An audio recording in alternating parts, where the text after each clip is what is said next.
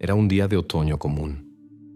El 14 de octubre de 2016, alrededor de las 9 de la mañana, Robert Lawson, de 46 años, llegó a un terreno baldío en la parte norte del distrito de Mayfield. Planeaba construir garajes y ya había limpiado el terreno de metales viejos. Robert había estado allí varias veces antes y no había notado nada extraño o sospechoso. Ninguno de los vecinos había informado de incidentes inusuales. El primer día transcurrió tranquilamente. Robert removió cuidadosamente la capa superior del suelo con herramientas manuales y comprobó regularmente la nivelación del terreno. Ese día no notó nada inusual. A la mañana siguiente, el 15 de octubre, Lawson regresó temprano al terreno.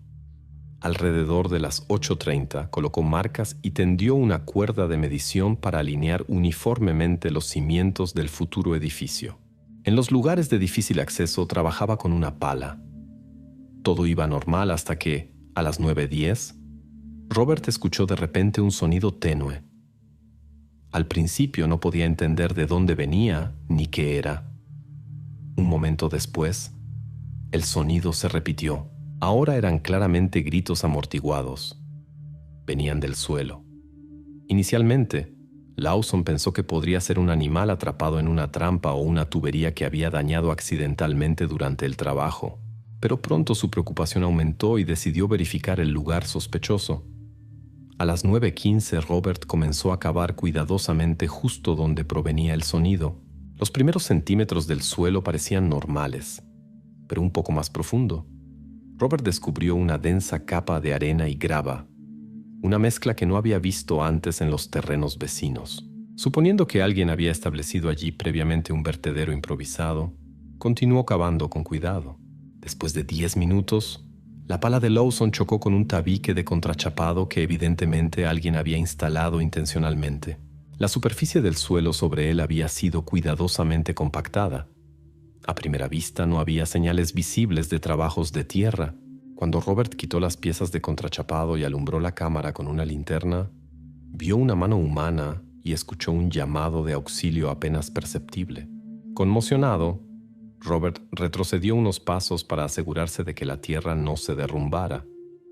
Luego comenzó a despejar el pasaje con tanto cuidado como fue posible, esforzándose por no dañar a la persona que estaba atrapada. A las 9:35, la mayor parte de la estructura había sido retirada. Debajo de la tierra había una mujer. Su rostro estaba casi completamente cubierto de suciedad y arena, apenas respiraba, pero aún estaba viva. Robert llamó inmediatamente al 911 e informó al operador sobre su increíble hallazgo. En ese momento, la mujer intentó levantarse, pero sus piernas y parte de su cuerpo todavía estaban densamente cubiertos de tierra. Robert pidió que enviaran inmediatamente policía y paramédicos al lugar y esperó su llegada. Los servicios de emergencia y la policía llegaron al lugar 12 minutos después. Encontraron a la mujer en estado crítico, respiración débil, deshidratación y pulso muy débil.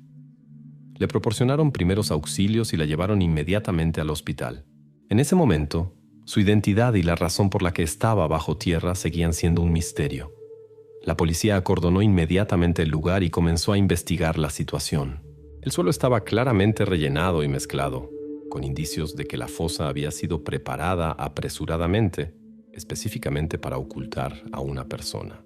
A Lawson se le prohibió temporalmente realizar trabajos de construcción y se llamó a expertos criminalistas, quienes comenzaron un examen detallado del área. Lo que parecía un hallazgo casual comenzó a mostrar características de un grave delito. Quedó claro. Alguien había intentado enterrar a la mujer y solo una afortunada coincidencia había salvado su vida. Sin embargo, muchas preguntas quedaban sin respuesta. ¿Quién lo había hecho y por qué precisamente allí? Mientras los oficiales llevaban a cabo las primeras medidas de investigación, Robert dio breves explicaciones y abandonó el lugar según las instrucciones de las autoridades. Todo lo que se pudo establecer el primer día fue el hecho de que se había encontrado a una mujer bajo tierra. Los detalles de su condición y las causas del incidente fueron mantenidos en estricto secreto por la policía. Al final del 15 de octubre quedó claro. La historia era mucho más complicada y seria de lo que parecía inicialmente. La policía ordenó una investigación adicional con georadar y técnicos forenses para examinar completamente el área. Ya por la tarde, el grupo de investigación se reunió para discutir los primeros resultados, pero seguía habiendo más preguntas que respuestas. ¿Qué había ocurrido exactamente en este terreno baldío? ¿Cuánto tiempo había pasado la mujer bajo tierra? Y lo más importante, ¿quién la había llevado allí y por qué? Solo una cosa podía afirmarse con certeza. Esta mujer no estaba allí voluntariamente.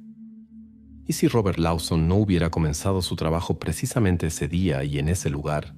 Quizás nadie habría sabido jamás de su destino. El caso se desarrollaba rápidamente, y en ese momento nadie sospechaba que el descubrimiento de la mujer en el terreno baldío marcaría el comienzo de una investigación mucho mayor. El 16 de octubre de 2016, representantes de la oficina del sheriff del condado de Mayfield confirmaron oficialmente el ingreso de una mujer al hospital, que había sido rescatada el día anterior de una fosa autoconstruida. Fue ingresada en el hospital del distrito con signos de agotamiento y deshidratación. Según los servicios de emergencia, la afectada estaba consciente, pero no podía hacer declaraciones detalladas. El grupo de investigación establecido para aclarar las circunstancias determinó datos preliminares que se compararon con la base de datos federal de personas desaparecidas. En esta fase, se descubrió que la identidad de la afectada coincidía con la información sobre Emily Harper, desaparecida, quien en junio de 2008 había salido de su lugar de trabajo y no había regresado a casa. Según los datos de archivo, Harper desapareció a los 21 años. La notificación de su desaparición fue presentada por familiares, 2 días después de que dejara de responder a las llamadas telefónicas.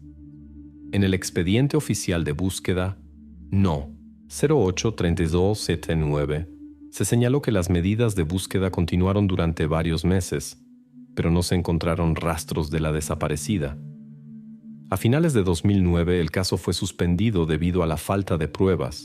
Posteriormente, Harper no apareció en informes policiales, y muchos conocidos asumieron que había fallecido. Estado oficial: desaparecida. Fotos, huellas dactilares y otra información fueron enviadas a la base de datos nacional, pero desde 2008 no había habido consultas o pistas confirmadas sobre su paradero en los registros. El comunicado de prensa emitido por la oficina del sheriff el 16 de octubre contenía solo información formal sobre el reciente incidente en el terreno baldío. El departamento de policía se negó a comentar sobre el estado de Harper, argumentando que eran necesarias verificaciones adicionales. A las consultas de la prensa, un representante de la oficina del sheriff explicó que la investigación se llevaba a cabo en el marco de un proceso penal por intento de agresión grave, pero no especificó si había sospechosos. La información publicada se limitó a señalar que la mujer encontrada había estado en la lista de personas desaparecidas durante más de 8 años y no había tenido contacto con familiares, amigos o autoridades oficiales. No se revelaron detalles sobre las razones de su desaparición ni sobre cómo había pasado todo ese tiempo. La noche del 16 de octubre, el grupo de investigación se centró en el análisis de 3 preguntas clave que determinarían el curso del caso. Primera pregunta: ¿quién secuestró a Emily Harper y qué objetivos perseguía el secuestrador, si es que había uno? Segunda pregunta: ¿cómo pudo Harper sobrevivir físicamente durante una ausencia tan prolongada y por qué no realizó intentos evidentes de contactar con el mundo exterior? Tercera pregunta: ¿qué llevó exactamente al potencial perpetrador a correr el riesgo y enterrar a la afectada después de tantos años desde su desaparición? Todos los datos recopilados durante la investigación inicial indicaban una naturaleza claramente forzada del incidente, pero los investigadores criminales no tenían respuestas a las preguntas clave. El departamento forense había estado en la propiedad desde la mañana del 16 de octubre.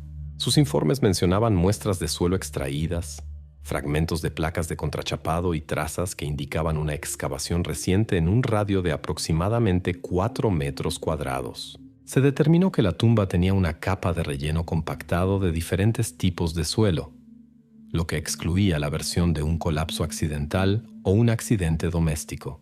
Según los especialistas, las pruebas analizadas no permitían determinar inequívocamente los periodos exactos en que se había reconfigurado el suelo. por lo que se requerían pruebas de laboratorio.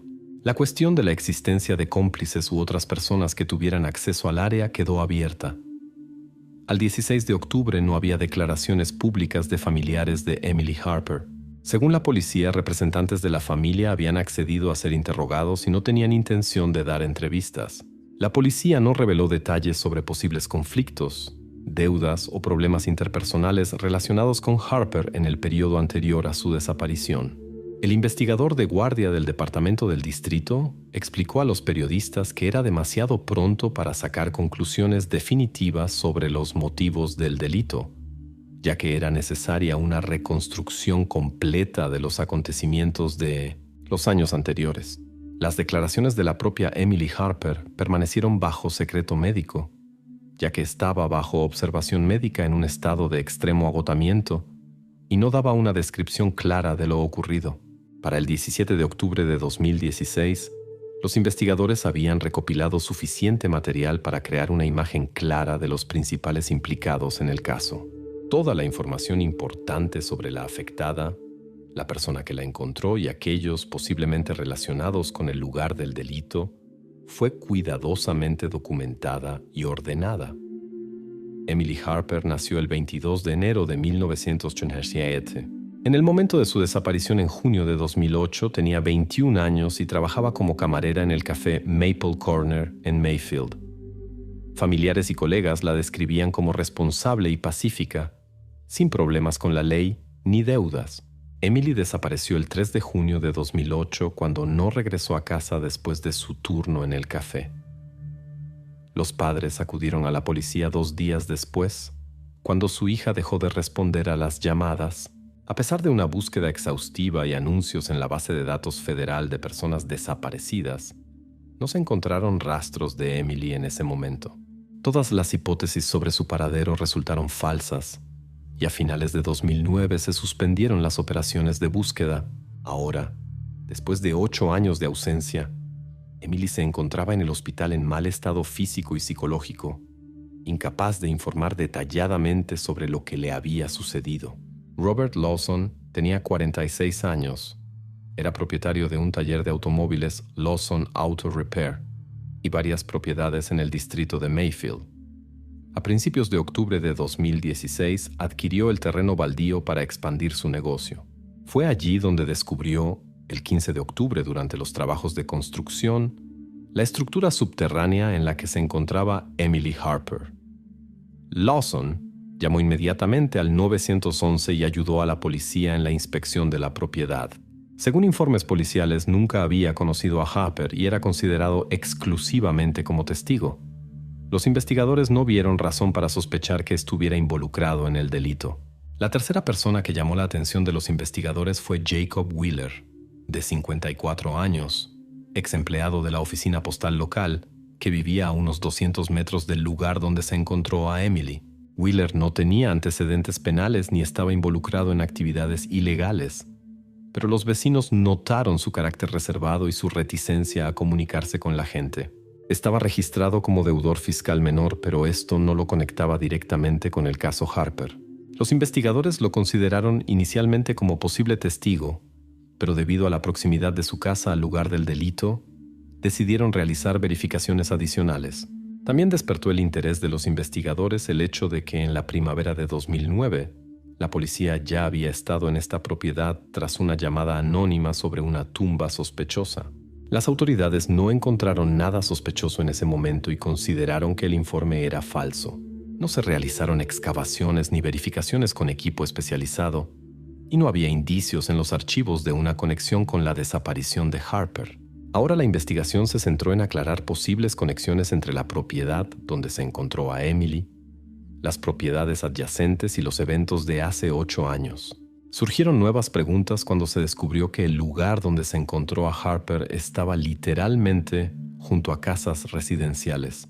Lawson estaba fuera de sospecha, pero los investigadores no descartaron que Wheeler pudiera tener información valiosa o conocer indirectamente los eventos. La policía se abstuvo por el momento de teorías públicas sobre quién podría haber retenido a Emily Harper durante 8 años y por qué el perpetrador decidió deshacerse de ella de manera tan cruel en ese momento. Todos los detalles fueron cuidadosamente protegidos, y el grupo de investigación planeó comenzar a interrogar a los residentes locales y examinar más a fondo la historia de la propiedad. Cada uno de los tres involucrados, Emily Harper, Robert Lawson y Jacob Wheeler, podría desempeñar un papel clave en la reconstrucción completa de la cronología de este caso misterioso e inquietante.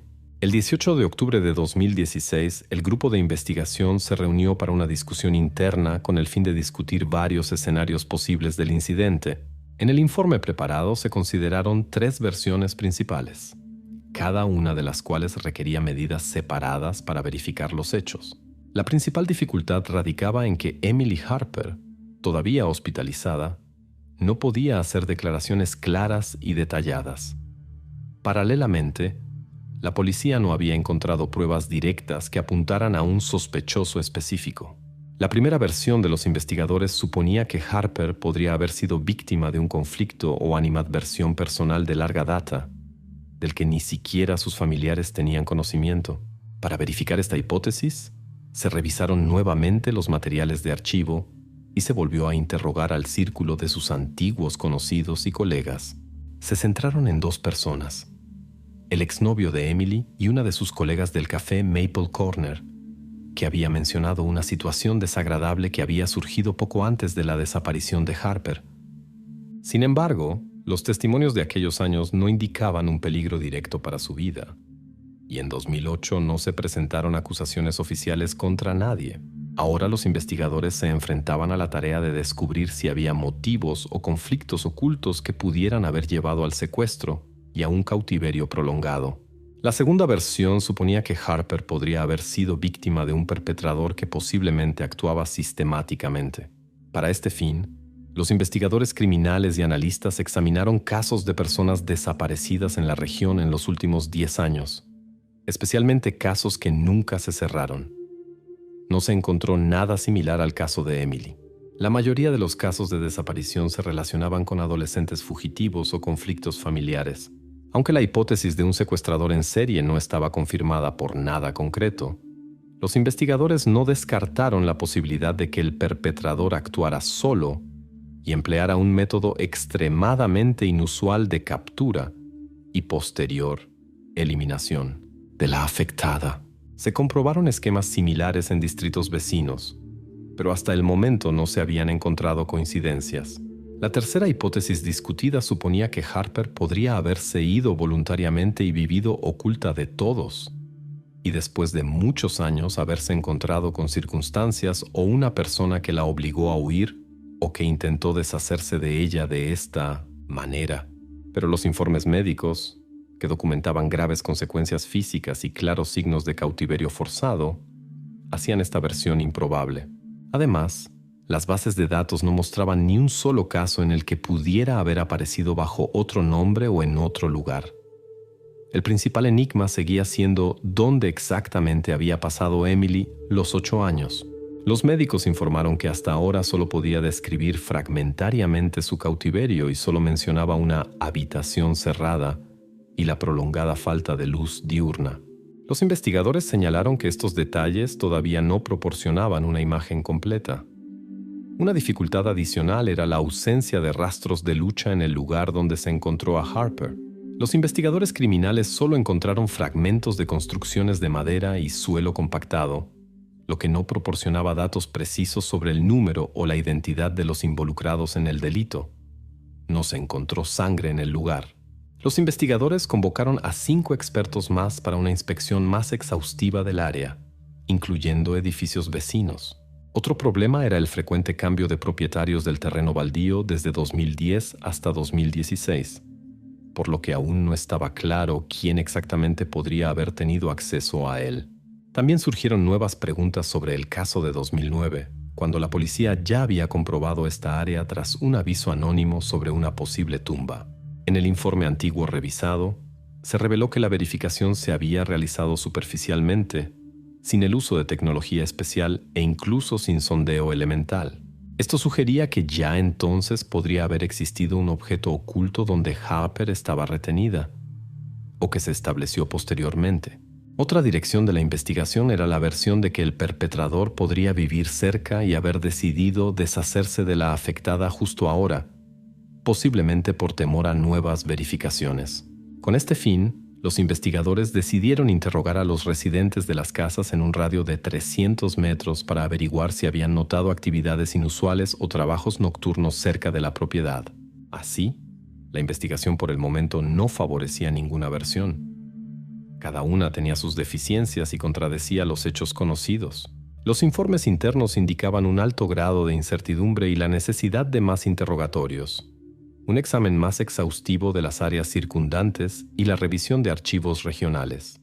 Representantes de la Fiscalía solicitaron acelerar la recopilación de pruebas, ya que el hecho de un intento de agresión grave ya estaba documentado por pruebas materiales. Al final del día, en una reunión operativa, se planteó la tarea: encontrar pruebas directas que vincularan el secuestro de Harper con una persona concreta. En la lista de medidas se incluyó una inspección más detallada de edificios económicos y sótanos en el área. En este momento, ninguno de los residentes locales, incluido Jacob Wheeler, estaba bajo sospecha directa. Sin embargo, los investigadores continuaron examinando cuidadosamente el área adyacente a su propiedad, conscientes de que cualquier nueva información sobre quién había mantenido cautiva a Emily Harper todos estos años podría cambiar fundamentalmente el curso de la investigación. El 19 de octubre de 2016, los investigadores recibieron los resultados de los primeros exámenes forenses realizados en el terreno baldío.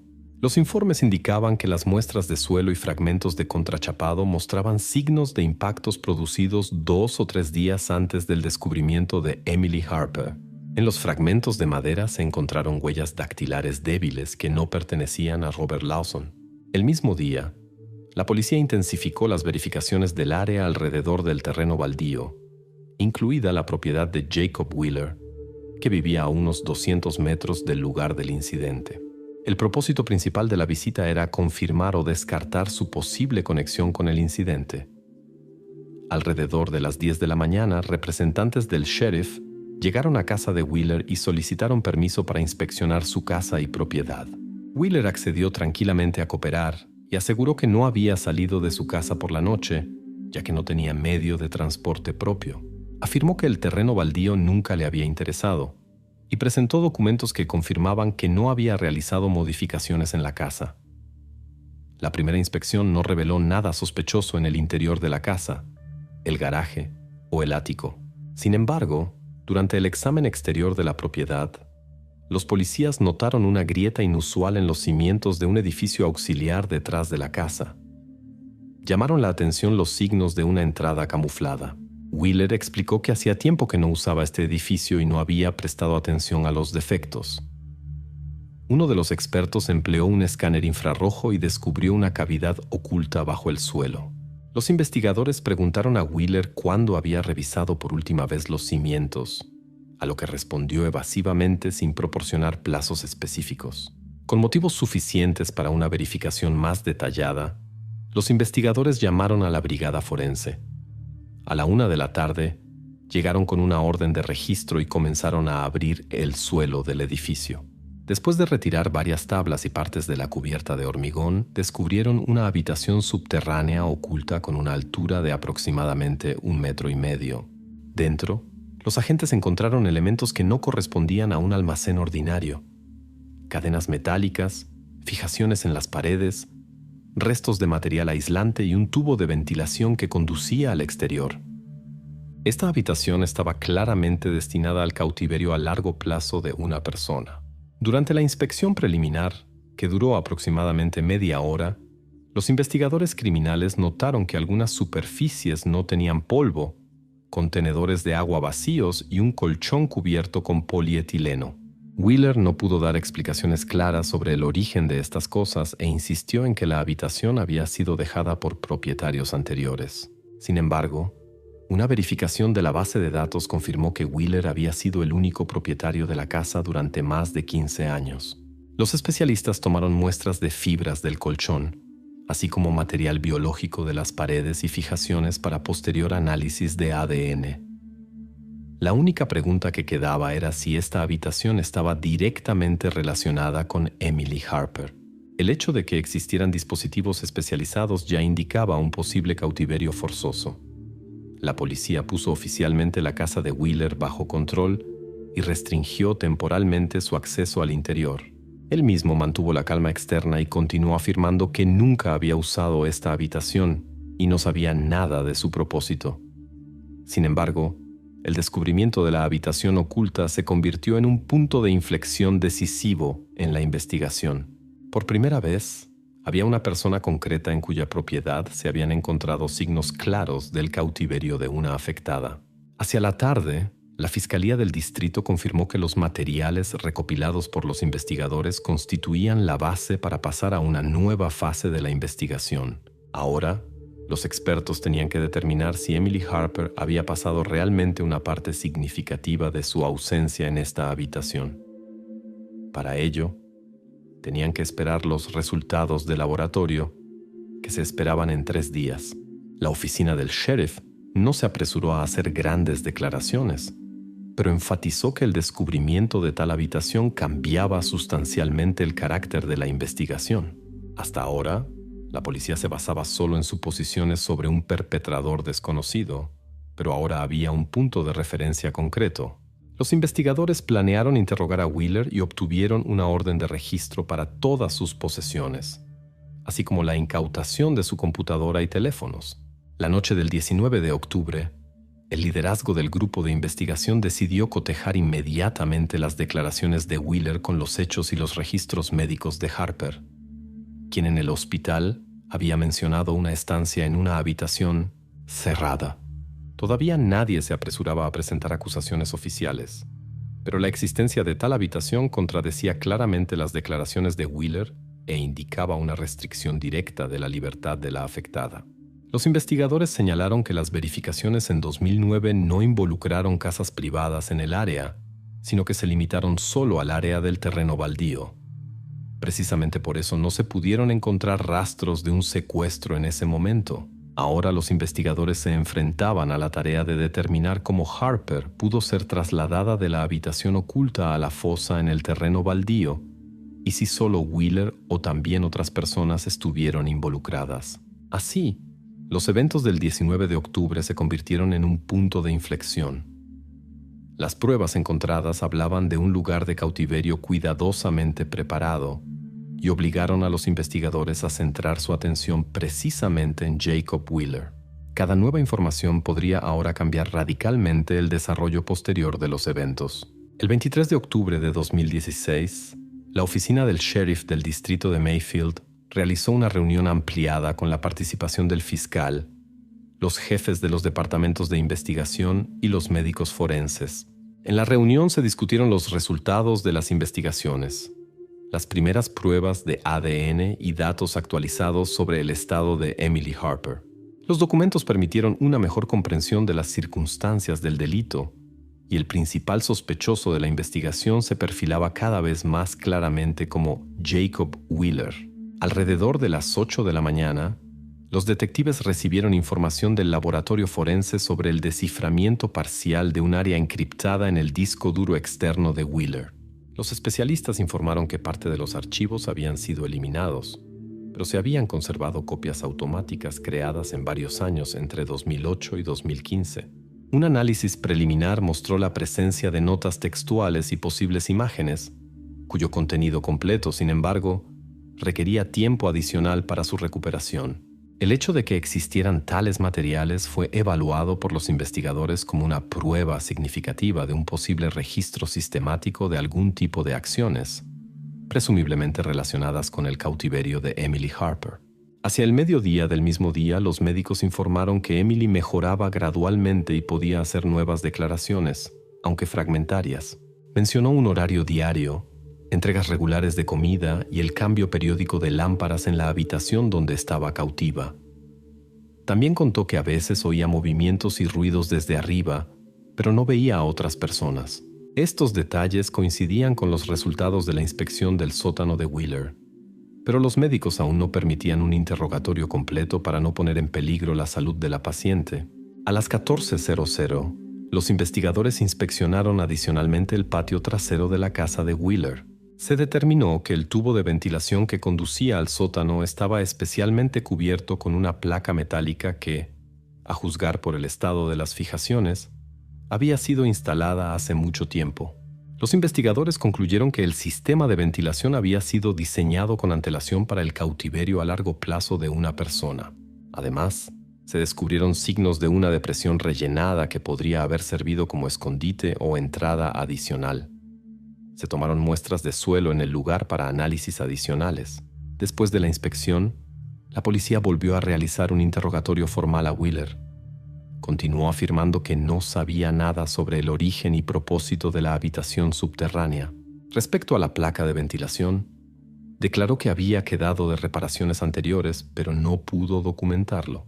A preguntas más precisas sobre por qué no había documentos oficiales sobre trabajos de construcción, Wheeler no dio explicaciones claras. El 24 de octubre, los investigadores se centraron en el examen de nuevos materiales de los archivos electrónicos. En las notas textuales se mencionaba la rutina diaria de cierta persona, descripciones de las condiciones de vida y precauciones como insonorización durante la noche. Varias entradas coincidían obviamente con el periodo de desaparición de Emily Harper en los años 2008-2009. Estos datos aún no estaban completamente verificados, pero los investigadores sospechaban que los registros reflejaban un sistema planificado de cautiverio de una persona, posiblemente la propia Harper. Hacia la tarde, llegaron los resultados preliminares de la segunda fase de la prueba de ADN. Las muestras de sangre y cabello encontradas en las fijaciones metálicas en el sótano pertenecían con alta probabilidad a Emily Harper. Esto se convirtió en una importante confirmación de que ella había estado en el sótano de Wheeler en condiciones que claramente implicaban una restricción forzosa de la libertad. Los investigadores determinaron que era imposible que tales rastros llegaran a esta habitación por casualidad. El 25 de octubre, los detectives se reunieron para una sesión cerrada para resumir definitivamente las pruebas recopiladas. Se decidió que el sótano, el sistema de ventilación, los datos de ADN y los registros encontrados en el disco duro apuntaban a Jacob Wheeler como organizador y ejecutor del delito. Las instrucciones internas preveían prepararse para la presentación legal de cargos, incluidos secuestro, privación ilegal de libertad e intento de agresión grave. Quedaba por determinar el motivo, dada la naturaleza de los registros y las condiciones de cautiverio de la afectada. Los analistas plantearon la tesis de que Wheeler posiblemente estaba obsesionado o aspiraba a controlar completamente a Emily Harper. En este momento, no había pruebas directas de un conocimiento entre Wheeler y Harper antes de su desaparición, pero toda la lógica de las acciones apuntaba a motivos personales. Al final del día, la Fiscalía del Distrito confirmó su disposición a iniciar un proceso penal, pero decidió esperar el análisis final de todos los archivos para excluir posibles escenarios o falsas acusaciones contra el acusado. A última hora de la noche del 25 de octubre, especialistas técnicos recuperaron otro archivo fotográfico del disco duro, fechado en 2010. El contenido aún no se había publicado, pero el examen de estos archivos se consideró necesario antes de presentar cargos públicamente. La investigación se acercaba a la fase final, y los investigadores esperaban que Wheeler tuviera que dar explicaciones sobre las pruebas directas el 26 de octubre. Así, para la noche del 25 de octubre, la investigación tenía una imagen clara de lo ocurrido. Las declaraciones de Harper se complementaron con nuevos detalles que confirmaban el hecho de su largo cautiverio en la casa de Wheeler. A la policía solo le quedaba averiguar por qué y cuándo el secuestrador había decidido llevar a la afectada al terreno baldío. Todo indicaba que la solución estaba cerca y pronto se presentarían cargos oficiales. El 26 de octubre de 2016, el grupo de investigación, junto con la Fiscalía del Distrito, completó el análisis del material digital incautado a Jacob Wheeler. Expertos técnicos habían recuperado fotos y documentos de texto encontrados en un área encriptada de su disco duro. Algunas fotos mostraban una habitación idéntica en apariencia al sótano encontrado bajo el edificio auxiliar de Wheeler. Los datos en estas imágenes correspondían al periodo de 2010 a 2014, lo que coincidía con el tiempo presumido en que Emily Harper estuvo cautiva. Además, En algunas imágenes se podían ver objetos personales y detalles de mobiliario que Harper había descrito previamente después de recuperar la conciencia en el hospital. A las 9 de la mañana, el fiscal del distrito realizó una reunión cerrada con el sheriff e investigadores principales, tras la cual se decidió arrestar oficialmente a Wheeler y acusarlo de secuestro, privación ilegal de libertad e intento de agresión grave. El abogado de Wheeler fue informado sobre la necesidad de comparecer para un interrogatorio, así como sobre la existencia de una orden de arresto aprobada por el Tribunal del Distrito de Mayfield. Las principales pruebas que permitieron formular los cargos fueron los resultados del examen de ADN que vinculaba a Harper con el sótano, materiales fotográficos y textuales recuperados, y el hecho de que se la encontrara en una tumba especialmente preparada cerca de la casa de Wheeler. A las 11, Wheeler acudió a la comisaría para una conversación formal con los investigadores. Tras conocer las pruebas, admitió que la habitación secreta le pertenecía y que la había usado para mantener cautiva a una mujer, pero inicialmente negó que se tratara de Harper. Después de que los investigadores le leyeran extractos de los archivos recuperados, que mencionaban fechas concretas y referencias a la necesidad de eliminar el objeto, si existía el peligro de ser descubierto, dejó de dar más explicaciones y se amparó en la quinta enmienda. A las 13:30, Jacob Wheeler fue detenido oficialmente y trasladado a la prisión del distrito. Según un informe interno, permaneció tranquilo y no ofreció resistencia. Los familiares de Emily Harper fueron informados sobre la conclusión de la fase principal de la investigación y la detención del acusado. El abogado de Wheeler solicitó un dictamen médico sugiriendo un trastorno mental en su cliente. El tribunal ordenó un examen correspondiente, pero esto no afectó a los cargos presentados. La noche del mismo día, la Fiscalía del Distrito emitió una declaración oficial en la que se destacaba que las pruebas recopiladas confirmaban el hecho del cautiverio ilegal durante años de Emily Harper en la casa de Wheeler. En la declaración se indicaba que Wheeler, al sentir el peligro de ser descubierto, intentó deshacerse de la afectada enterrándola en el terreno baldío, esperando que esa área no fuera revisada a fondo nuevamente. Al final del día, quedó claro para los investigadores que las acciones de Wheeler fueron causadas por una necesidad compulsiva de controlar a la afectada. El examen psiquiátrico preliminar no mostró signos de enajenación mental. La principal versión de trabajo siguió siendo la hipótesis de que Wheeler se había preparado de antemano para el delito, observando a Harper y creando un refugio subterráneo para un cautiverio a largo plazo. En esta fase, la investigación pasó oficialmente a la etapa de proceso penal. Los materiales preparados permitieron clasificar las acciones de Wheeler como secuestro con circunstancias agravantes e intento de agresión grave. Emily Harper se sometió a una rehabilitación médica y psicológica adicional, y los médicos informaron de su mejora gradual. Documentos internos del grupo de investigación describían detalladamente todo el curso de los eventos, desde la desaparición de Harper en 2008 hasta su descubrimiento en octubre de 2016. La secuencia de acciones de Wheeler fue rastreada con alta precisión, confirmada por pruebas materiales y digitales. Precisamente el descubrimiento casual de la tumba por el nuevo propietario de la propiedad vecina, Robert Lawson, se convirtió en el factor clave que condujo al rescate de Harper y al esclarecimiento del delito. Para el final del 26 de octubre, la investigación había completado las principales medidas de búsqueda e investigación y comenzó la preparación final del proceso judicial. No había datos oficiales sobre posibles cómplices en este momento, y Wheeler no mencionó otros nombres. El 27 de octubre de 2016, la oficina del sheriff del distrito de Mayfield entregó el paquete final de materiales en el caso de Jacob Wheeler a la fiscalía. Emily Harper fue trasladada de la sala general a la sección de rehabilitación. Su estado fue evaluado por los médicos como satisfactorio para una recuperación adicional. En la primera mitad del día, varios funcionarios acudieron al terreno baldío donde Harper había sido encontrada anteriormente para completar la documentación fotográfica final del lugar del delito. Durante la inspección, los expertos notaron un detalle importante. La estructura de contrachapado se encontraba directamente sobre un antiguo pozo de drenaje hasta entonces desconocido.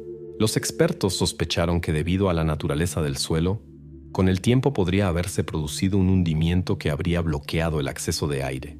En el dictamen oficial de los investigadores criminales se señaló que si Robert Lawson hubiera comenzado las excavaciones solo unos días más tarde, Harper no habría podido sobrevivir.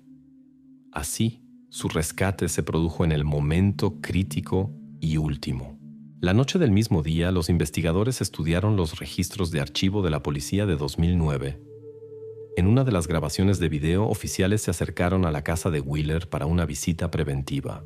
En las imágenes se veía cómo Wheeler invitaba a los policías a tomar un café, pero los oficiales rechazaron y se marcharon después de unos minutos, sin entrar en la casa ni comprobar el sótano.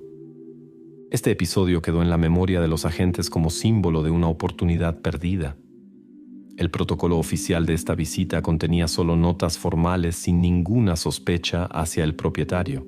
En esta fase la investigación estaba prácticamente concluida y el caso se transfirió al tribunal. Jacob Wheeler esperaba una serie de juicios. Emily Harper seguía bajo la protección de las autoridades y no hacía comentarios públicos. Mientras tanto, los residentes de Mayfield discutían activamente sobre por qué nadie había notado antes los sospechosos trabajos subterráneos y cuán exhaustivamente se habían realizado las verificaciones anteriores de la propiedad. El veredicto final lo emitiría un jurado. En los documentos oficiales de la oficina del sheriff, este caso fue descrito como sin precedentes en cuanto a la duración del cautiverio forzoso de una persona en la región. Expertos enfatizaron que la imagen completa podría haberse descubierto mucho antes si los investigadores hubieran prestado más atención a las peculiaridades en el comportamiento de Wheeler o hubieran empleado tecnología especializada en las verificaciones. Las últimas líneas del informe policial contenían una breve conclusión. El perpetrador creía que podía controlar completamente la vida de otra persona mientras permanecía invisible para el entorno. Solo trabajos de construcción casuales y dudas descartadas en el pasado condujeron al rescate de la afectada y al descubrimiento del delito. Así terminó una de las investigaciones más complejas y sensacionales en el distrito de Mayfield, pero inevitablemente dejó reflexionando sobre cuántas historias similares se esconden detrás de puertas ordinarias y paredes de contrachapado que nadie quiere comprobar con prisa.